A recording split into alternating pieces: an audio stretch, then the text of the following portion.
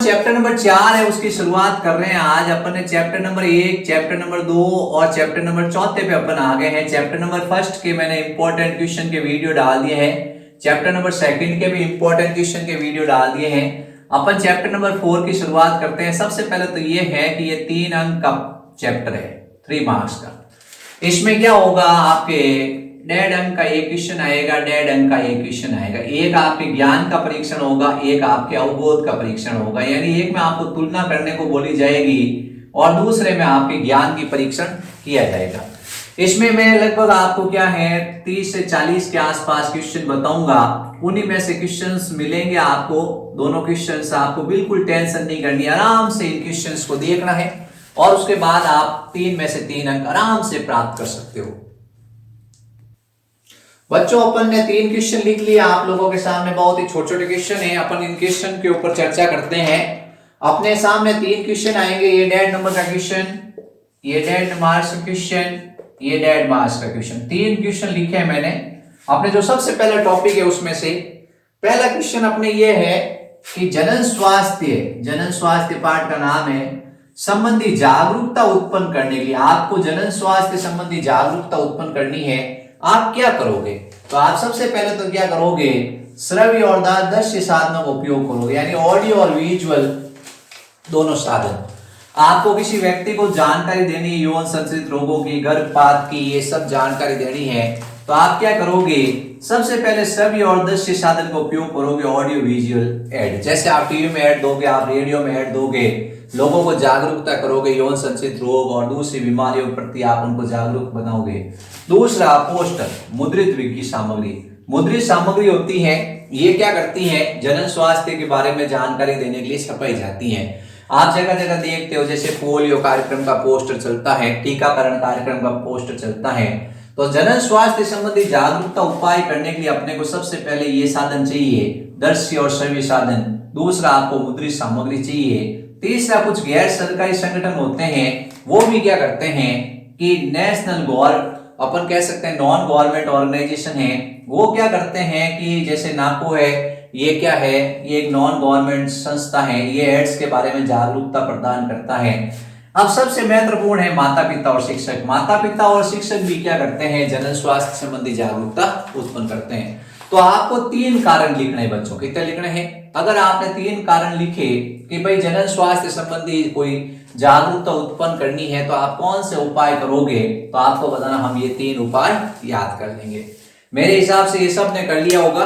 ठीक है, अब अपन नेक्स्ट क्वेश्चन की ओर बढ़ते हैं। जनन स्वास्थ्य संबंधी कोई 3 समस्याएं लिखो। यानी अब जनन स्वास्थ्य है कि किसी व्यक्ति का जनन स्वास्थ्य का मतलब होता है कि वो मानसिक रूप से, शारीरिक रूप से और वो व्यवहारिक रूप से क्या है, एकदम हष्टपुष्ट है और जनन योग्य है, लेकिन उसके सामने समस्याएं क्या आती हैं। सबसे पहले तो सागरता की समस्या आती है। वो क्या करता है, किसी महिला के साथ संभोग करता है, महिला गर्भवती हो जाती है, तो ये समस्या आ गई। फिर उसके बाद उसका बच्चा कैसा होगा, वो समस्या आ गई। फिर उसके बाद यौन संचित रोग फैले हुए हैं, एक व्यक्ति से दूसरे व्यक्ति में बीमारी फैल जाती है। फिर उसके बाद बांझपन की समस्या हो जाती है, कभी कभी बच्चा गिर जाता है, बहुत सारी समस्याएं आती है। अब जनन स्वास्थ्य संबंधी समस्याएं रहती हैं कि अपन जितनी चर्चा करें कम पड़ जाती हैं। तो जनन स्वास्थ्य संबंधी आपसे पूछा जाता है बच्चों क्या समस्या है, तो आप कहते हो सर अब इतनी सारी समस्याएं, जैसे बांझपन हो जाता है तो हम क्या इलाज करेंगे, जनन स्वास्थ्य हो गया, और प्रसव सही ढंग से नहीं हो रहा है, या जो ऋतुस्राव चक्र है वो अनियमित हो रहा है, या किसी महिला के अंदर प्रसव उत्तर समस्या आ रही है, महिला में बच्चा पैदा हो गया उसके बाद में भी कुछ समस्याएं आ गई हैं। तो ये सबसे पहले आप एक सीक्वेंस से चलो। सबसे पहले क्या है, सबसे पहले आपको बताना है गर्भ निरोधक स्वादन है, उसके बारे में आपको पूरी जानकारी होनी चाहिए। ठीक है, तो कोई 3 समस्या लिखो। आखिर जनन स्वास्थ्य संबंधी 3 समस्याएं हैं, तो आप इन पे चर्चा आराम से करके लिख सकते हो। अब जनन स्वास्थ्य हुआ है, यानी जनन स्वास्थ्य हुआ है और हम जागरूक हुए हैं, कैसे पता चलेगा? सबसे पहले तो आजकल क्या है कि मातृ और शिशु मृत्यु दर में गिरावट आ गई है। कोई व्यक्ति जनन स्वास्थ्य हुआ है या समाज जनन स्वास्थ्य हुआ है, कैसे पता चलता है कि मातृ और शिशु दर है वो काफी कम हो चुकी है। आजकल बच्चे होते हैं वो मरते नहीं है, छोटे बच्चों को बचा लिया जाता है। स्त्रियां होती हैं, उनको बच्चे पैदा होते हैं, उस टाइम उनकी मृत्यु कम हो गई है। इसके अलावा लघु परिवार बढ़ रहा है, हर कोई चाहता है कि मेरा छोटा परिवार हो, तो ये किसका परिणाम है? ये जनन स्वास्थ्य जागरूकता का परिणाम है, यानी आप में जागरूकता आई है। ठीक है, फिर उसके बाद यौन संबंधी रोगों में के मामले में जागरूकता आई है। लोग पहले एड्स बीमारी हो जाती थी, दूसरी बीमारियां हो जाती थी और लोग क्या करते थे, ध्यान नहीं देते थे। लेकिन आजकल यौन संबंधी रोग आते तुरंत डॉक्टर के पास जाते हैं और जांच कराते हैं। तो 3 परिवर्तन हो चुके हैं। कितने हो चुके हैं? वैसे तो बहुत सारे परिवर्तन हो चुके हैं। जनसंख्या नियंत्रण में आ रही है, जनसंख्या वृद्धि दर कम हो रही है, तो ये सब जनन स्वास्थ्य की जागरूकता के 3 परिवर्तन आपके आसपास देखे जाते हैं। तो जनन स्वास्थ्य है, उसके लिए क्या है, एक परिवार नियोजन कार्यक्रम भारत सरकार ने स्टार्ट किया था 1951 के अंदर। 1951 के अंदर भारत सरकार ने जनन स्वास्थ्य संबंधी कार्यक्रम समस्या है उसके निवारण के लिए ये कार्यक्रम शुरू किया था। फिर इसका नाम बदल के जनन और बाल स्वास्थ्य सेवा कार्यक्रम हो गया। यानी जनन का मतलब होता है रिप्रोडक्शन और बाल का मतलब होता है चाइल्ड हेल्थ प्रोग्राम। ये reproduction child health programme start हो गया है। जनन एवं बाल स्वास्थ्य सेवा कार्यक्रम, ये कार्यक्रम स्टार्ट हो चुका है। ये क्या करता है, जनन स्वास्थ्य संबंधी जानकारी देता है आपको।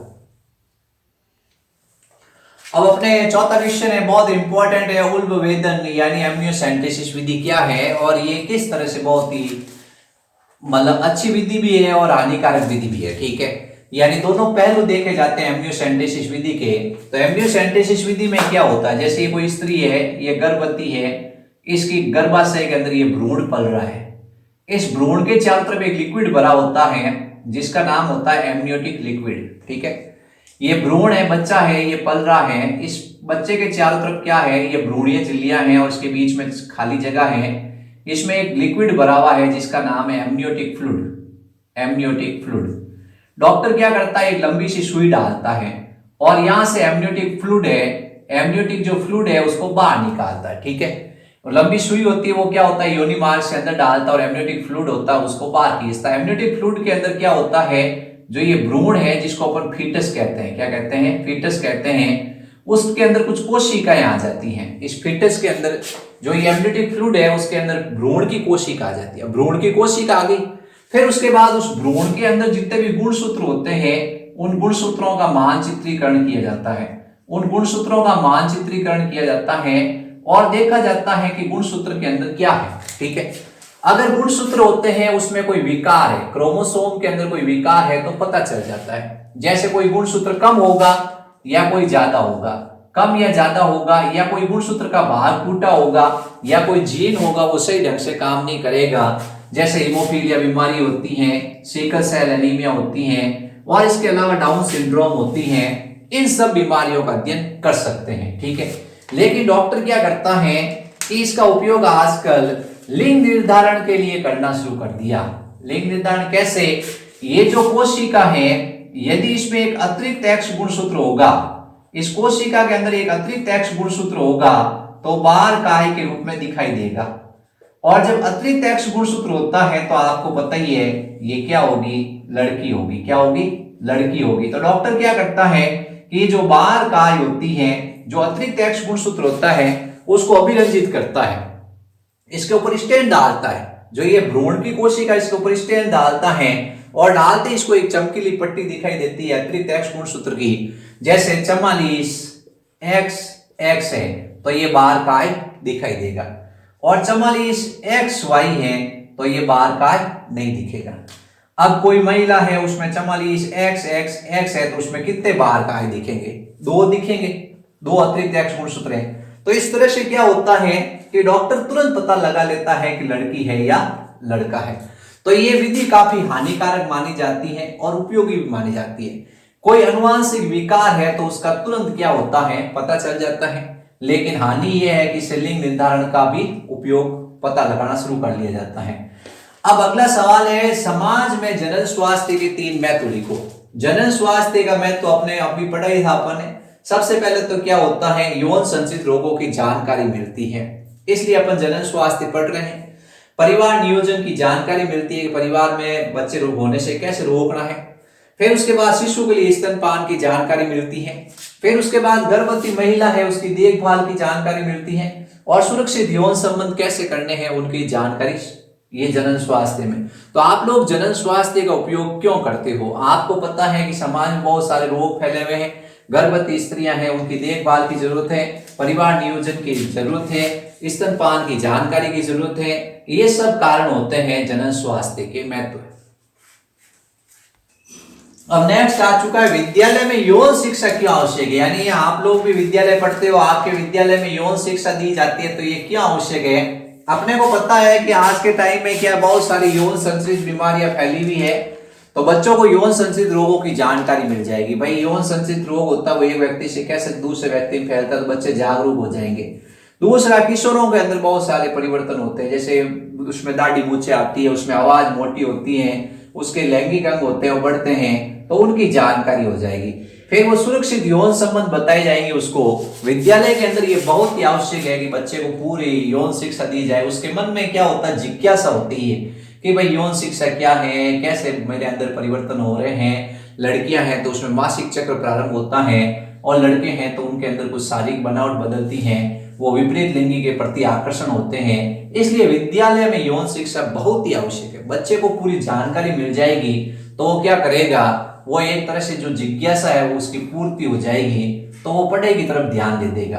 अब अगला सवाल है जनसंख्या स्थायीकरण और जन्म नियंत्रण की विधियां बताइए। आपको जन्म नियंत्रण करना है तो आप कौन कौन सी विधि अपनाते हो? सबसे पहले प्राकृतिक विधि अपनाते हो, फिर इंट्रा यूट्राइन डिवाइस होती है तकनीक अपनाते हो, रोध अपनाते हो, बध्यकरण अपनाते हो, या अंतर रोग अपनाते हो। इनमें से कोई भी आपको 3 विधियों के नाम याद करने हैं, ठीक है। फिर जनसंख्या विस्फोट क्यों हुआ? यानी जो विश्व की जनसंख्या है बहुत बढ़ गई, भारत की जनसंख्या भी बहुत बढ़ गई है, यानी जनसंख्या घनत्व भी बढ़ रहा है और जनसंख्या भी बढ़ रही, दिन दुगुनी रात चौगुनी, धनाधन बच्चे पैदा हो रहे हैं। तो जनसंख्या विस्फोट के 3 कारण लिखो। सबसे पहला कारण यह है कि जनन योग्य व्यक्तियों की संख्या बढ़ गई। आज आप देखो जो भी आपको दिखता है वो 18 से 30 साल के बीच जवान दिखता है। अब आपको बताइए जनन योग्य आयु है, इसमें लोग बच्चे पैदा करने में लग जाते हैं, धनाधन बच्चे पैदा करेंगे, तो जनन योग्य व्यक्ति ज्यादा है। क्या है? जनन योग्य व्यक्ति काफी ज्यादा है। अब चीन में सारे बूढ़े हो गए। चीन में सारे जनसंख्या कम क्यों है? वहां सारे बूढ़े हैं, 65 साल के, 60 साल के, ये बच्चे थोड़ी पैदा करेंगे। अब भारत की सारी युवा जनरेशन है, दिन दुगने रात चौगुने बच्चे पैदा कर रहे हैं, तो जनसंख्या विस्फोट हो गया।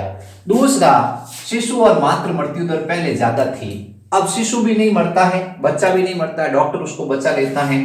तीसरा है सामुदायिक स्वास्थ्य कार्यक्रम है काफी ज्यादा हो गए। इतने ज्यादा कार्यक्रम चल रहे हैं कि किसी व्यक्ति होता है, उस व्यक्ति को टीबी, हैजा, निमोनिया, कोई भी बीमारी होने नहीं दी जाती है, तो जनसंख्या बढ़ रही है। चौथा, अशिक्षा, वो शिक्षित नहीं है, इसके कारण अज्ञानता के कारण भी क्या हो रहा है, जनसंख्या विस्फोट हो रहा है। पर्याप्त अनाज उपलब्ध है, भूखा कोई नहीं मरता है, कहता बच्चा पैदा करेंगे वो अपने आप वो खा लेगा, कमाएगा और खाएगा, अपन तो पैदा करके छोड़ देते हैं। तो ये अज्ञानता लोगों की, ठीक है। अब अगला सवाल है गर्भ निरोधक साधनों के 3 महत्व। अपन जो गर्भ निरोधक साधन है जैसे कॉन्डोम है, या मान लो आप दूसरा कोई जैसे कॉपर्टी है, या मान लो आप जैसे कोई ऑपरेशन कराते हो, नसबंदी कराते हो, तो इसके 3 महत्व लिखो। अपन ये सबसे पहला तो अपने को जनसंख्या नियंत्रण करना होता है। गर्भ निरोधक साधन का उपयोग तब भी करते हैं जब अपने को बच्चे कम चाहिए और अपने देश भारत की जनसंख्या या जो आप रहते हो वहां की जनसंख्या कम करनी है, तब आप क्या करते हो, गर्भ निरोधक साधन की तरफ जाते हो। दूसरा, बीमारियां फैलती है एक व्यक्ति से दूसरे व्यक्ति में, तो कॉन्डोम लगाते हैं वेश्या के पास जाने से पहले। मान लो आपने सोचा कि आज वेश्या के पास चलते हैं, तो यौन रोग है उस महिला को, एड्स है, तो आप कॉन्डोम लेके जाना साथ में, वरना आप एड्स लेके आ जाओगे या कोई दूसरी बीमारी लेके आ जाओगे। तो यौन रोगों से बचाव के लिए अपन क्या करते हैं, गर्भ निरोधक साधन का उपयोग करते हैं। अब एक दंपति के एक बच्चा हो गया, वो चाहते हैं कि यार 2-3 महीने 2-3 साल बच्चा नहीं हो और हमारे एक बच्चा बड़ा हो जाएगा, फिर हम दूसरा बच्चा पैदा कर लेंगे, तो गर्भ निरोधक साधन का उपयोग करते हैं। वो कहते हैं अब 2-3 साल क्या है, अपन बच्चा पैदा नहीं करेंगे। तो ये गर्भ निरोधक साधनों के 3 महत्व हैं। अब अपन क्वेश्चन नंबर 10, 11, 12, 13 4 क्वेश्चन लेके आए, बहुत सरल क्वेश्चन है। अगला क्वेश्चन है एक आदर्श गर्भ निरोधक साधन की 3 विशेषता। आप गर्भ निरोधक साधन इस्तेमाल कर रहे हो, वो आदर्श है, आपको कैसे पता चलेगा? सबसे पहला है कि वो आसानी से उपलब्ध होना चाहिए। आप बाजार गए, आपने कॉन्डोम मांगा, आसानी से मिल जाता है, ठीक है। तो इसका मतलब वो क्या है, आदर्श गर्भ निरोधक है। दूसरी विशेषता, वो सस्ता होना चाहिए। ऐसा नहीं हो कि आप गर्भ निरोधक साधन लेके आए और एक ही गर्भ निरोधक साधन है 2000 रुपए का, तो आप कहोगे यार अब गर्भ निरोधक साधन से तो अच्छा बच्चे ही हो जाए, क्या हो जाए, बच्चे ही हो जाए। बार बार क्या है, रोज रोज गर्भ निरोधक साधन लेना भी आसान नहीं होता है, हर कोई इसको एफर्ट भी नहीं कर सकता, तो ये सस्ता होना चाहिए। सरकार वैसे निःशुल्क देती है कॉन्डोम, इतनी चिंता की बात नहीं है, ठीक है। तो ये सस्ता है, कैसा है, सस्ता है। फिर उसके बाद प्रयोगकर्ता के हितों की रक्षा करने वाला हो। ऐसा नहीं हो कि प्रयोगकर्ता लिया और उसके हित है उन पे आहित हो गया, क्या हो गया। फिर जिसका कोई अनुषंगी प्रभाव नहीं हो, यानी कोई साइड इफेक्ट नहीं होना चाहिए। बांझपन आ गया, बच्चे पैदा हुए नहीं, तो ये क्या है, कामोच्चा है, ये जैसे विपरीत लिंग के प्रति आकर्षण है, कोई साइड इफेक्ट नहीं होना चाहिए। तो आदर्श गर्भ निरोधक साधन की 3 विशेषताएं आपको याद करनी है। फिर अगला सवाल है, प्राकृतिक जन्म नियंत्रण की 3 विधियां लिखो। यानी आपको बच्चे पैदा नहीं करने हैं, भगवान ने भी ऐसे कुछ सिस्टम बनाए हैं, इस दुनिया के अंदर भी ऐसे सिस्टम है कि आप बिना कॉन्डोम के इस्तेमाल या बिना आप सहेली गर्भ निरोधक गोली के इस्तेमाल या आप कुछ नहीं खाओ फिर भी बच्चे नहीं होंगे। इसके 3 तरीके हैं। सबसे पहले बाह्य स्खलन। बाह्य स्खलन में क्या होता है कि पुरुष जब महिला के साथ संभोग करता है, जैसे ही उसका वीर्य स्खलित होने वाला होता है, वो अपने शिश्न को योनि से बाहर निकाल देता है। उसने अपने शिश्न को क्या किया, योनि से बाहर निकाल दिया और अपना वीर्य है वो बाहर मुक्त कर दिया। तो बाह्य स्खलन का मतलब ये है कि उसको महिला के योनि भाग के अंदर से शिश्न को बाहर निकालना और वीर्य को बाहर छोड़ना है, मुक्त करना है। दूसरा, औदिक संयम। 10वें दिन से 17वें दिन तक महिला होती है वो अंडोत्सर्ग करती है। यानी एक महिला है, उसमें आतरु चक्र चल रहा है, आज आतरु चक्र स्टार्ट हुआ है, तो 10 दिन तक कोई समस्या नहीं, महिला के साथ संभोग होगा। 5 दिन उसमें क्या होगा, आतरु अवस्था रहेगी। फिर 6ठे से 10वें दिन आप आराम से उसके साथ संभोग कर सकते हो। 10वें से 17वें दिन का ये गैप है, इस समय महिला अंडोत्सर्ग करती है, इसको खतरनाक समय कहते हैं। इस समय आपको संयम रखना है, क्या करना है। फिर 17वें दिन से 28वें दिन तक, 18वें दिन से 28वें दिन तक आप वापस महिला के साथ उन्मुख सहयोग कर सकते हो, संभोग कर सकते हो। तो एक समय है, उस समय को आपको नोट करना है, महिला से बातचीत करके कि भाई आपके अंदर कब पीरियड स्टार्ट हुआ है और बीच में ये गैप है, इस गैप को आपको टाइम संभोग नहीं करना है। तो एक संयम रखना है, ऐसा नहीं कि उस दिन आपने वीर्य स्खलन कर दिया तो खुशखबरी मिल जाएगी, ठीक है। फिर तीसरा है स्तनपान अनावर्त। अब महिला होती है, उसको बच्चे के प्रति बहुत ही प्रेम होता है। जैसे महिला है, उसने एक बच्चे, नवजात शिशु को जन्म दिया, तो माँ का प्रेम उमड़ जाता है और बच्चे को दूध पिलाती है। तो 6 माह तक वो महिला गर्भवती नहीं होती है। इसका कारण ये है कि उसमें क्या होता है, जो आतरु चक्र है वो प्रारंभ भी नहीं होता है। 6 महीने तक आतरु चक्र प्रारंभ नहीं होता, फिर धीरे धीरे क्या होता है कि उसमें आतरु चक्र प्रारंभ हो जाता है।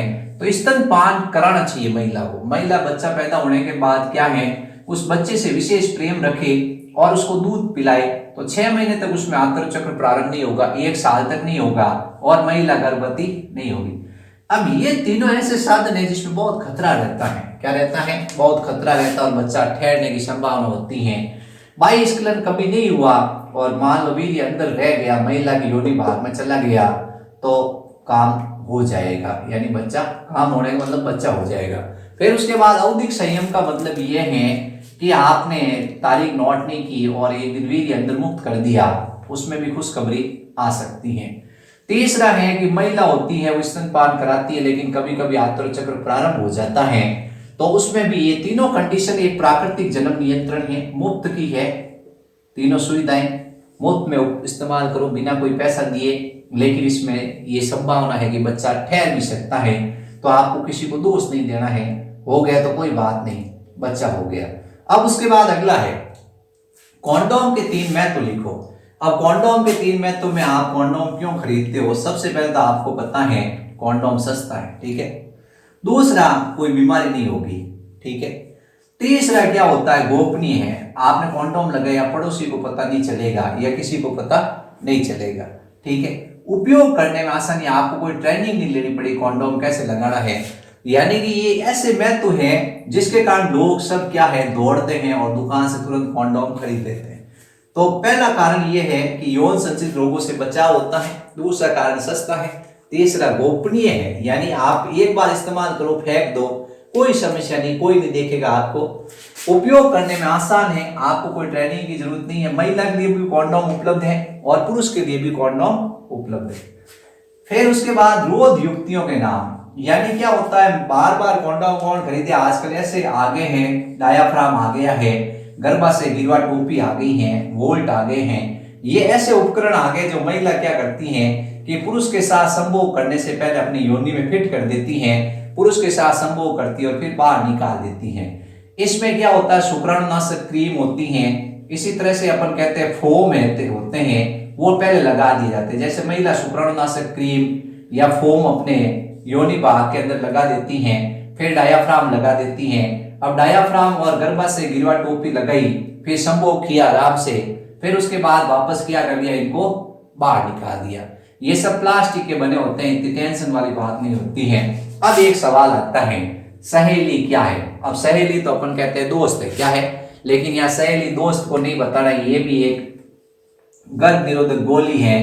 गर्भ निरोधक गोली का मतलब बच्चा नहीं चाहिए, तब क्या होता है, महिलाएं गोली लेती है, रोज की एक गोली लेती है, लेकिन ये गोली सप्ताही गोली, एक सप्ताह में एक बार लेनी पड़ती है। इसका निर्माण केंद्रीय औषधि अनुसंधान संगठन द्वारा किया गया था। केंद्रीय औषधि अनुसंधान जो संस्थान है, केंद्रीय औषधि अनुसंधान संस्था है, उसके द्वारा इसका निर्माण किया गया था। केंद्रीय औषधि अनुसंधान संस्थान लखनऊ में उसने ये बनाई थी। इसके अंदर प्रोजेस्टेरोन और टेस्टोस्टेरोन, प्रोजेस्टेरोन और एस्ट्रोजन हार्मोन होते हैं। ये प्रोजेस्टेरोन और एस्ट्रोजन हार्मोन क्या करते हैं, गर्भ निरोधन है उसको रोकने में काम आते हैं, अंतर चक्र को परिवर्तित कर देते हैं और गर्भ निरोधन होता है वो रुक जाता है। आजकल इमरजेंसी गोली भी आ गई है 72 आवर्स, वो लेते ही क्या होता है, गर्भ निरोधक नहीं होता है। आजकल ऐसी गोलियां हैं जो दिन में एक बार ली जाती हैं, आंतर चक्र प्रारंभ हुआ 21 दिन तक लगातार ली जाती हैं, उसके बाद क्या होता है, वापस उसको अगली 1 तारीख को स्टार्ट की जाती है। अब अपन आगे 2 क्वेश्चन लाए, ये क्वेश्चन और भी बहुत इंटरेस्टिंग क्वेश्चन है, ये परीक्षा में आ रखे हैं दोनों ही पहले बोर्ड के अंदर। पहला क्वेश्चन है आईयूडी का पूरा नाम लिखो और औषधि रहित आईयूडी का उदाहरण लिखो। अब अपने सामने समस्या ये आती है, आईयूडी का पूरा नाम है, ये आईयूडी एक गर्भ निरोधक तरीका होता है। महिलाओं को बच्चों के बीच में गैप चाहिए 2-3 साल का। अब 2-3 साल का गैप चाहिए तो महिला क्या करती है, अपने शरीर के अंदर एक आईयूडी लगवा देती है, योनि भाग के अंदर जो योनि है और जो गर्भाशय है उसमें आईयूडी लगा दी जाती है। आईयूडी को कहते हैं इंट्रा यूटेराइन डिवाइस, नाम से ही पता चलता है इंट्रा यूटेराइन डिवाइस। इंट्रा मतलब होता है अंतः और यूटेराइन मतलब होता है गर्भाशय और डिवाइस का मतलब होता है युक्ति। तो सबसे पहले तो आपको इसका पूरा नाम बताना है, अंतः गर्भाशय युक्ति। अब अंतः गर्भाशय युक्ति के आपके 3 नाम दे रखे हैं। एक सबसे पहले तो दे रखा है लिपलेस लूप, पहला है लिपलेस लूप है, ये नंबर 1 है। फिर उसके बाद दूसरा है तांबा मोचक, तांबा मोचक है, और तीसरा हार्मोन मोचक। अब लिपलेस लूप है, तांबा मोचक में कॉपर टी है, कॉपर टी आपने कई बार सुना होगा, कॉपर 7 मल्टीलोड 375 कॉपर टी ये होते हैं। ये जैसे हार्मोन मोचक का नाम भी दे रखा है पॉजे स्टासर्स्ट, ये नाम दे रखा है। LNG20 ये क्या है, ये तो हार्मोन मोचक है। अब ये क्या करते हैं, ये शुक्राणु है उसको कॉपर निकलता है, वो शुक्राणु की गतिशीलता को कम करता है, शुक्राणुओं की भक्षण क्रिया कर लेता है और शुक्राणु को खा जाता है और निषेचन को रोकता है। इसके अलावा ये जो हार्मोन वाले मोचक होते हैं ये भ्रूण है उसके रोपण को रोकते हैं और गर्भाशय में भ्रूण ठहरता ही नहीं है। अब मोस्ट इंपॉर्टेंट क्वेश्चन है, जो सबसे इंपॉर्टेंट क्वेश्चन है उसका नाम है बद्धीकरण क्या है। बद्धीकरण मतलब एक तरीका होता है जिसमें आप क्या करते हो, शल्य क्रिया करते हो, ऑपरेशन या सर्जरी करते हैं, इसमें सर्जरी की जाती है। इन द सेंस क्या होता है, ये प्रभावशाली तरीका है और स्थायी तरीका, एक बार हो गया फिर आप सोचो कि वापस बच्चे हो जाए, ऐसा बहुत कम पॉसिबल होता है। तो ये शल्य क्रिया है, ये गर्भ धारण रोकने का एक स्थायी तरीका होता है, प्रभावी तरीका होता है। 2 प्रकार की होती है, एक का नाम होता है शुक्रवाहक उच्छेदन, शुक्रवाहक उच्छेदन पुरुषों में की जाती है, इसको कहते हैं वैसेकोटोमी, पुरुष नसबंदी के नाम से जानते हैं। इसमें क्या होता है, ये पुरुष है, इसका ये क्या है, ये आपको बताना शुक्रवाहिनी है, इसमें शुक्रवाहिनी होती है उसको काट दिया जाता है, ये शुक्रवाहिनी होती है इसको क्या कर दिया जाता है, काट दिया जाता है और उसका कुछ भाग काट कर अलग कर दिया जाता है। और यहां से नायलॉन के धागे से क्या कर दिया जाता है, बांध दिया जाता है। अब शुक्राणु वीर्य आता है, लेकिन वीर्य में शुक्राणु नहीं आते हैं, तो बच्चा नहीं होता है। महिला के अंदर क्या होता है, जो निम्न वाहिनी होती है, जैसे ये क्या है, ये आपको बताना गर्भाशय है और ये अंडवाहिनी है। यहां से क्या करेंगे, दोनों अंडवाहिनी को काट देंगे, दोनों अंडवाहिनी उसको काट देंगे और काट कर क्या करेंगे, नायलॉन के धागे से बांध देंगे। तो इस तरह से अंडवाहिनी को काट दिया जाता है। तो अंडवाहिनी काट दी जाती है तो उसको कहते हैं ट्यूबेकोटोमी। तो आपको याद रखना है, टी मतलब है महिला और वी का मतलब है पुरुष, क्या है, पुरुष है। तो वेसिकोटोमी किस में की जाती है, पुरुष में, पुरुष में होता है टेस्टिस। तो इसका उल्टा याद रखना है, महिला में टेस्टिस याद रखना है। टी मतलब ट्यूबेकोटोमी, ट्यूबेकोटोमी किस में करेंगे, महिला में। वेसिकोटोमी किस में करेंगे, पुरुष में। इसमें बच्चा उल्टा लिख के आता है परीक्षा के अंदर। अब एक परीक्षा में सवाल आता है कि एक पुरुष के आपने एक शुक्रवाहिनी को काटा है, पुरुष में 2 शुक्रवाहिनी होती हैं, एक शुक्रवाहिनी को काटा है तो क्या होगा, वो गर्भवती होने की संभावना होगी, क्योंकि शुक्रवाहिनी एक जोड़ी है, दोनों को आपको काटना है और फिर उसके बाद नायलॉन का धागा बांध। इसी तरह महिला है, महिला के अंदर डॉक्टर क्या करता है, नसबंदी करता है, एक अंडवाहिनी को काटता है और दूसरी अंडवाहिनी है उसको नहीं काटता है, तो क्या होगा, वो भी गर्भवती हो जाएगी। तो ये सवाल पूछा जाता है, ये परीक्षा में सवाल ऐसे घुमा के आता है। बंदीकरण किसे कहते हैं, एक डॉक्टर पुरुष की नसबंदी करता है और एक शुक्रवाहिनी को काटना भूल जाता है, क्या होगा, बच्चा हो जाएगा। महिला की एक अंडवाहिनी को काटना भूल जाता है तो क्या हो जाएगा, तो बच्चा हो जाएगा, क्योंकि ये एक तरीका है जिसमें दोनों नलियों को काटना पड़ेगा। पुरुष में भी एक जोड़ी अंडवाहिनी होती है, सॉरी महिला में एक जोड़ी अंडवाहिनी होती है और पुरुष में एक जोड़ी शुक्रवाहिनी होती है।